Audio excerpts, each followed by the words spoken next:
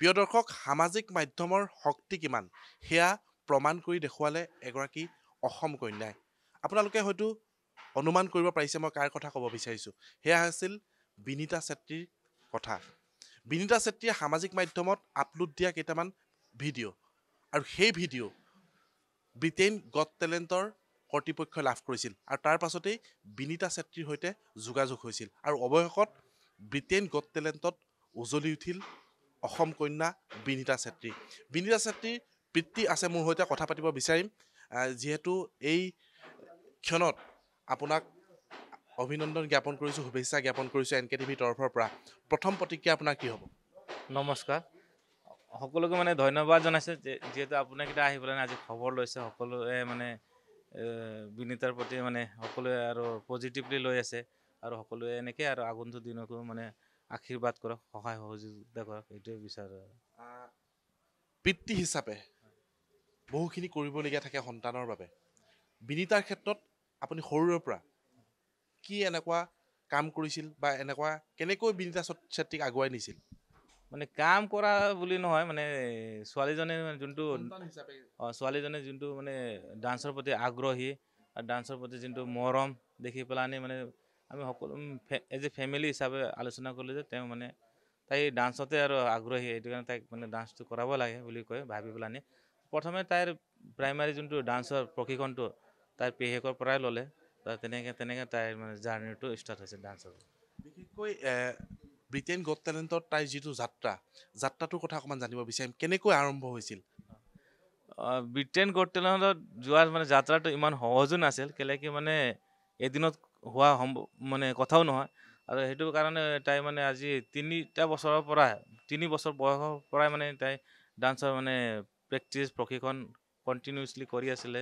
সেইটো যিকেইটা মুভকেইটা আছিল সেইকেইটা দেখি পেলাই যোনটো তাই এই ছ'চিয়েল মিডিয়াত মানে যোনটো ছ'চিয়েল মিডিয়া ইনষ্টাগ্ৰাম বুলি কয় সেই পেজত মানে তাই কণ্টিনিউছলি আপলোড কৰি থাকে মানে ভিডিঅ'টো, ডান্সৰ ভিডিঅ'। সেই ভিডিঅ'টো মানে কেইবাটাও মানে ভাইৰেল গৈ আছিল।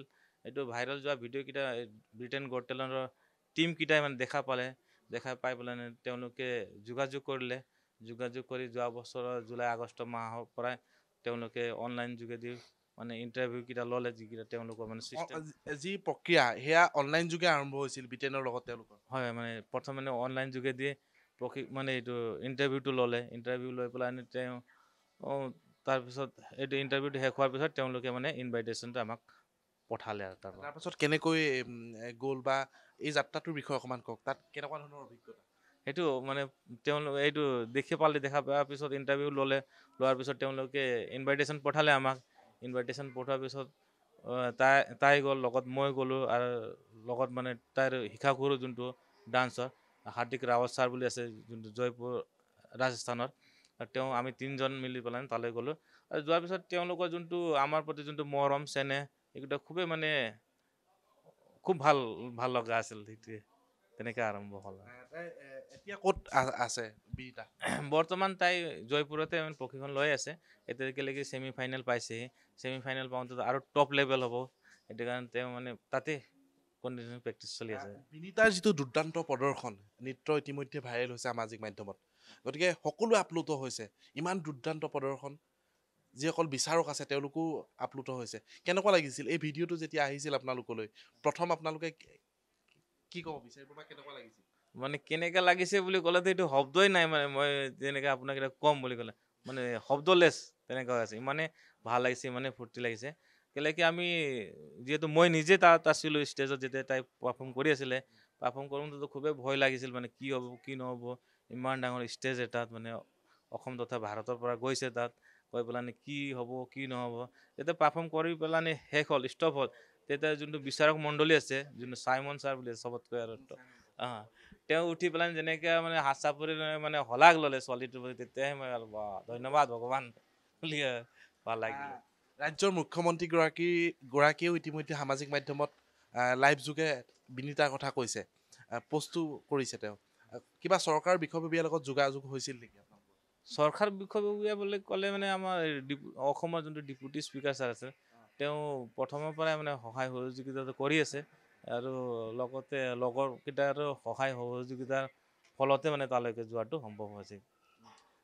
এতিয়া আপোনাক এটা কথা সুধিব বিচাৰোঁ পৰৱৰ্তী সময়ত বিনীতাক লৈ কেনেকুৱা সপোন দেখিছে আপোনালোকে সপোনটো সেয়াই আৰু তাইতো খালি ডান্সৰে প্ৰতি খুব আগ্ৰহী প্ৰথমৰ পৰাই ডান্সেই কৰিম ডান্সতে তাইৰ মানে কেৰিয়াৰটো বনাম বুলি কয় সেইটো কাৰণে ডান্সৰ প্ৰতি আমি আৰু তাইক আগবঢ়াই লৈ যাম বুলি আমি সকলোৱে মানে বিচাৰোঁ আৰু এনেকৈ আৰু আগন্তুক দিনতো সকলোৱে মানে মৰম চেনেহ আশীৰ্বাদটো বনাই থওক আৰু সেইটোৱে আৰু কামনাটো কৰোঁ NK TVৰ তৰফৰ পৰা আকৌ এবাৰ বিনীতা চেত্ৰীলৈ শুভেচ্ছা জ্ঞাপন কৰিছোঁ লগতে আপোনালোকৰ পৰিয়ালৰ সকলোকে শুভেচ্ছা জ্ঞাপন কৰিছোঁ প্ৰিয় দৰ্শক এয়া আছিল বিনীতা চেত্ৰীৰ পিতৃ আৰু ইতিমধ্যে আমি উল্লেখে কৰিছোঁ যে 8 বছৰ বয়সতে ব্ৰিটেইন গট টেলেণ্টত যিদৰে দুৰ্দান্ত প্ৰদৰ্শন দি সকলোৰে মন জিনিবলৈ সক্ষম হৈছে এইগৰাকী বিনীতা চেত্ৰী এয়া আছিল বিনীতা চেত্ৰীৰ কাহিনী